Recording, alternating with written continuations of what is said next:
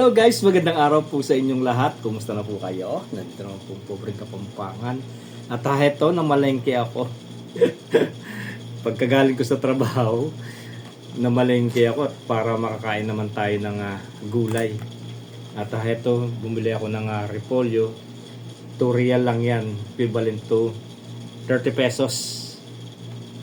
At itong cauliflower, 8 real, equivalent to 100 pesos. So ayan, 130 pesos na yan, no? 100 to 30 pesos, 130. So ito 2 real din guys, 30 pesos, 160 pesos na. At free na to guys.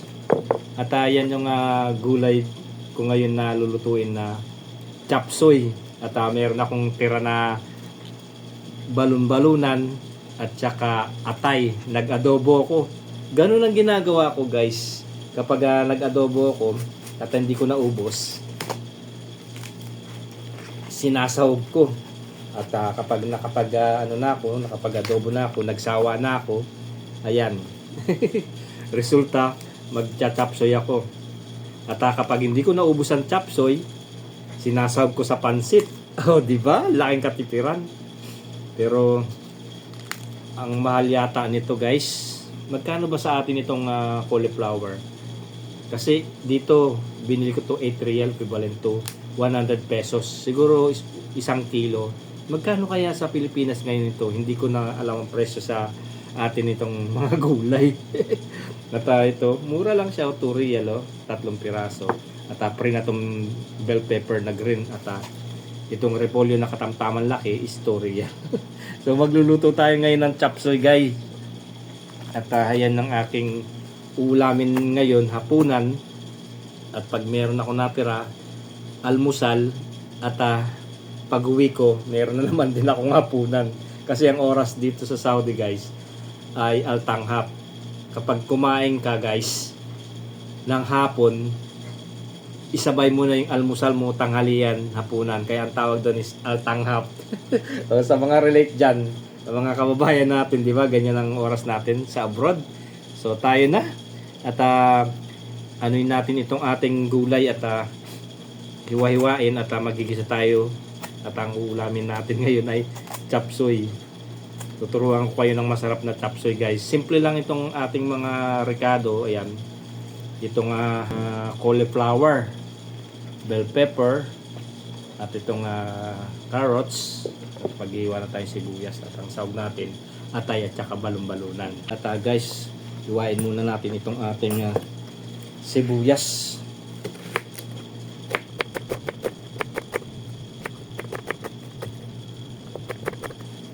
At itong ating bawang.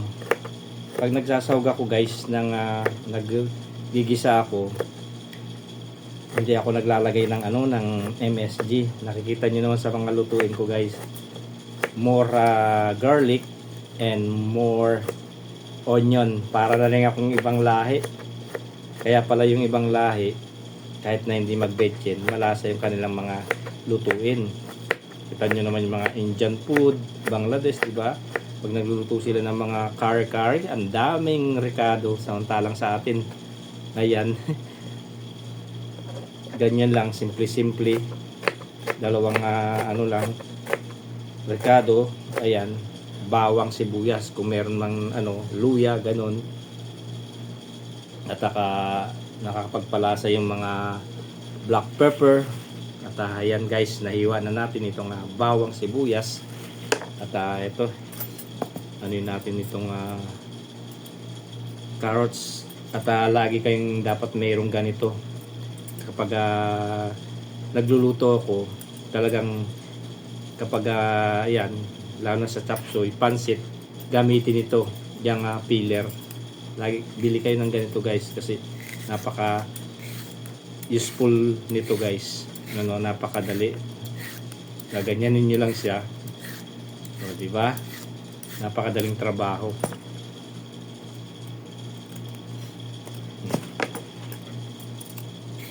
At ito, bumili na ako na ng grinder, yung panggayat. Kapag mag-spaghetti ako at sosopas. Kumpleto ako dito guys. So ayan, hiwain natin itong carrots natin guys, at ito yung pagsasahog natin sa ating chop suey. Gulay tayo muna ngayon dahil mga nakarang araw puro karne, manok, di ba, baka. So ngayon maggulay tayo at para naman lumakas ang ating resistensya, hindi yung puro ano na lang karne. Sabi nila kapag kumain ka ng gulay haba ang buhay mo. Di ba? Totoo naman. So ayan, at ito at ayan, cauliflower, at ang ganda ng pagkakaano nyo.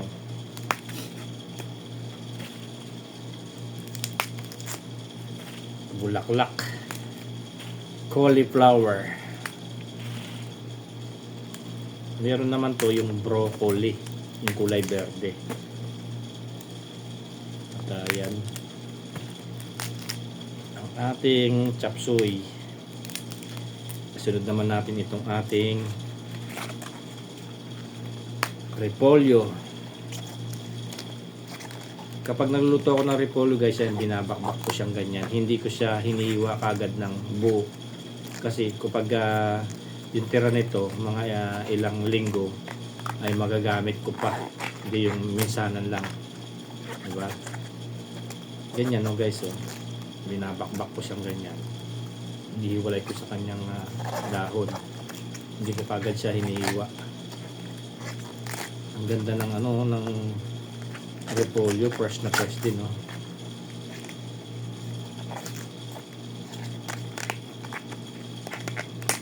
So ayan, at itong ating bell pepper natin. Verde siya. Mayroong kulay red nito, may kulay orange. Ayan, may berde, may dilaw. Ito na lang ang kinuha ko, berde. Ang mahal kasi ng bell pepper. Yan na lang ang sasawag natin guys. So ayan na yung ating mga rekado. Ang cauliflower, carrots, at itong bell pepper. So tayo na, maggisa na tayo at magluto tayo. Cauliflower, tingnan ninyo, oh, sariwang sariwa. At itong bell pepper, nahiwa ko na rin. Itong carrots at itong repolyo. At yan yung ating lulutuin ngayon na chop suey. At ang sahog niya, atay at balon-balunan. Nagadobo kasi ako nung isang araw guys, at hindi ko naubos. At ngayon, yan ang pangsasahog natin. At kapag hindi ko naubos to, ipangsasahog natin ng pansit. O, di ba tipid? So ayan guys, tayo na at maggisa na tayo. At magigisa tayo guys. Mantika.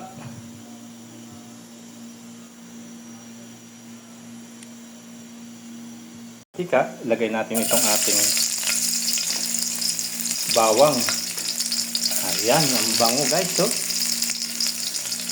Yan yung pagluluto ng chop suey guys. Maggisa muna tayo ng bawang. Tapulay natin.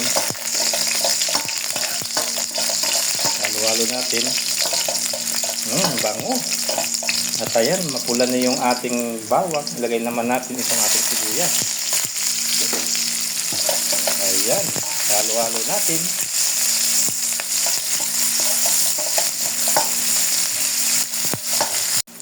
Ayan guys, halo-halo natin yung bawang sibuyas. At ayan, pwede na yan. Dik-dik-dikin natin ganyan. At itong ating sahog na inadobo na yung balon-balunan, tsaka puso, tsaka yung atay.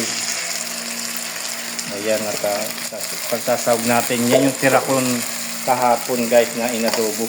At pagsasahog natin ngayon sa ating chop suey. Ayan, ang sarap ng chop suey natin guys. Ilagay naman natin itong ating ito yung cauliflower, igisa natin guys. Ayan.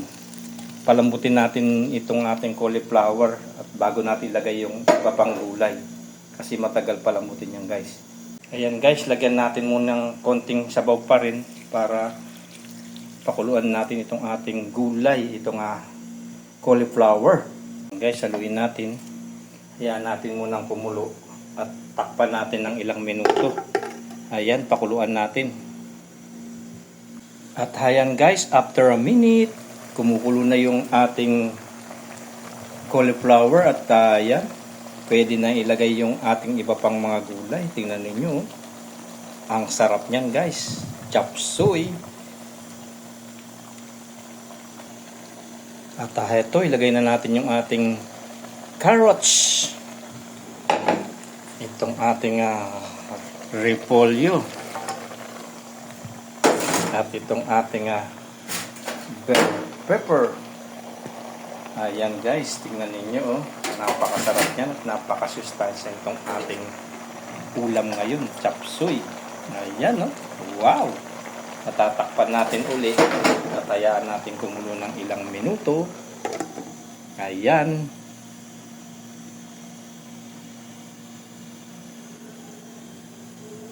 Ayan guys, after a minute, kumukulo na yung ating gulay at hihalo-halo natin. Wow, tingnan ninyo guys, ang sarap niya. Fresh na fresh yung mga gulay na linuto natin. I-half cook lang natin yan guys para mas masarap siyang kainin. Parang yung mga Chinese, di ba? Yung half cook lang para meron sustansya pa. So ayan guys, luto na yung aking chop suey. Wow, wow. Let's eat na guys. At ready to serve na yan yung aking chop suey. Wow. Sarap. Sana nag-enjoy kayo dito sa vlogs ko at binahagi itong aking recipe kung paano lutuin itong chop suey. Enjoy watching po. God bless. Yun lang. At ayan guys, kain na tayo. Ito yung aking hapunan ngayon. Chop suey. Gulay muna tayo ngayon. At ang sahog niyan, atay at balon-balunan. Ayan guys. Ang sarap nito, tingnan nyo. Fresh na fresh yung gulay na binili ko. At napakasustansya ng gulay na ito. Kumain kayo ng gulay, sabi nga nila, para humaba ang buhay nyo. At ito, nagsawa na rin ako sa mga karne-karne at maggulay tayo ngayon. Dadamihan ko na guys para mabusog tayo at lagyan natin ng maraming sabaw. Ang daming linagay ko na sabaw para makahigop na rin. At ayan guys, yung ating chop suey na masabaw. So ayan, let's eat! Bismillah! Ayan, kain na po tayo. At magbahog tayo ng sabaw. At itong cauliflower. Ang sarap. At ito yung tira ko na adobo ng isang araw. At nagsawa na ako sa adobo. Nagluto ako ng ito chop suey.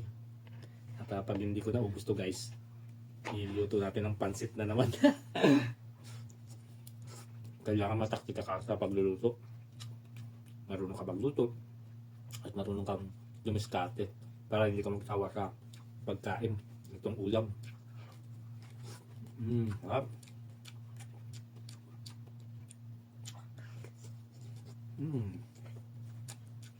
Bismillah, salamat ala sa biyaya pinagtalog nyo. At itong hapunan ko, pagkain ko.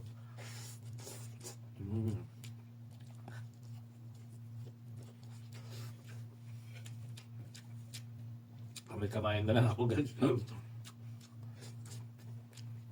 Mas masarap kasi yung nakakamay, di ba? Nasap na nasap mo yung kinakain mo. Balon-balunan. Napakalambot ng balon-balunan guys. At ito hatay. Hatay.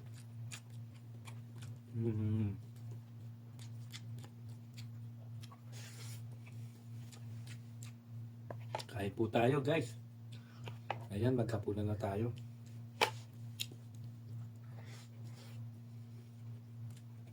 Yun yung aking pagkain ngayon.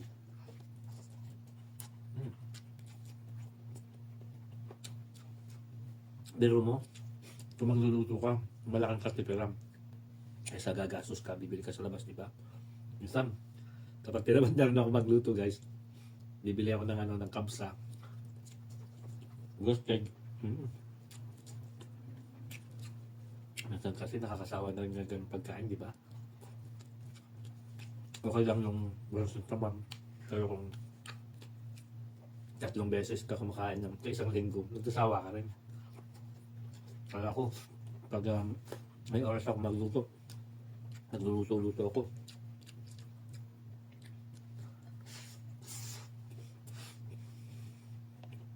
Katulad niya, diba? Paglabas ko sa trabaho, ayan, nagluto na ako at bukas. Almusalin natin yan, guys. At kung may tira pa, hapunan na rin. Harap. Cauliflower, oh.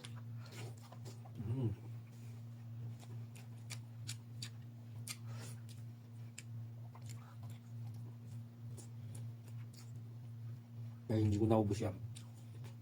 Masasawag natin sa pansit. 3 klase ba? Naliluto ko na rin sa inadobo nating balon-balonan at saka atay. Alam. Adobo, kapsul, at bukas magpapansit tayo. Hindi na ako magluluto ng kanin. Discard lang yan, guys.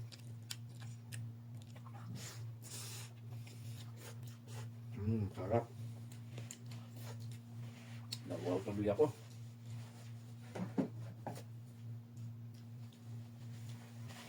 Lang tayo ng tubig. Bismillah. Ayan. Nabusog na naman ng pobre.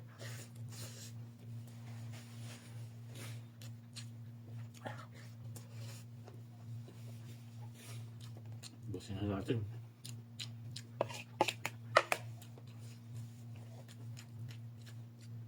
Alam niyo ba itong carrots? Maganda rin sa katawan yan.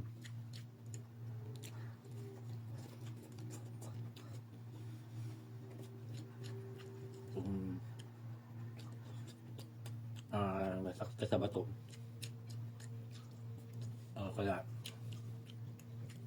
yung nasira yung tissue mo sa katawan, ano ba tissue?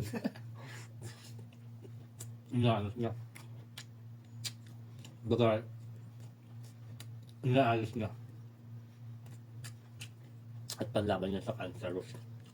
Ang carrot. Parang din ako sa doktor. Ano? Dami kong alam. Totoo naman at carrots, guys. Pampalinom na masa. Pampaganda ng kutis. Diba? Meron siyang beta-carotene.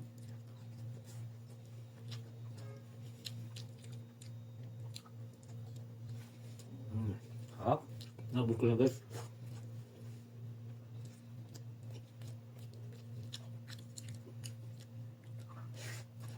Kamay-kamay lang ako.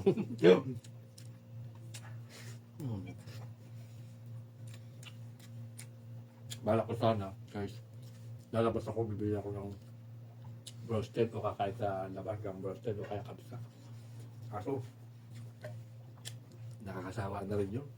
Saka, minsan, kapag nasusobrang kumain ng gano'n, para akong, yung mabigat ang katawan ko. At minsan kapag inaraw-araw mo yun, guys, nakakasawa din. Tapos ang tendency yun, magkaka-cholesterol ka, tapos high blood, di ba? Kaya iwas-iwas din tayo sa pagkain ng ganyan, ng mga tatabang pagkain, guys. Pero kung meron kayong oras na magluto din kayo. Masaya na, gusto ko na yung pagkain ko, guys. Alhamdulillah, salamat pala sa aking hapunan ngayon. At naubos ko itong aking ulam, kanin, itong chapsuy. So yan, guys, maraming salamat sa panonood. At sana na-enjoy kayo sa vlog ko. God bless. Buhay-buhay pa rin ang pobre dito. Paano mamuhay, paano dumiskarte, at paano mag-survive. God bless!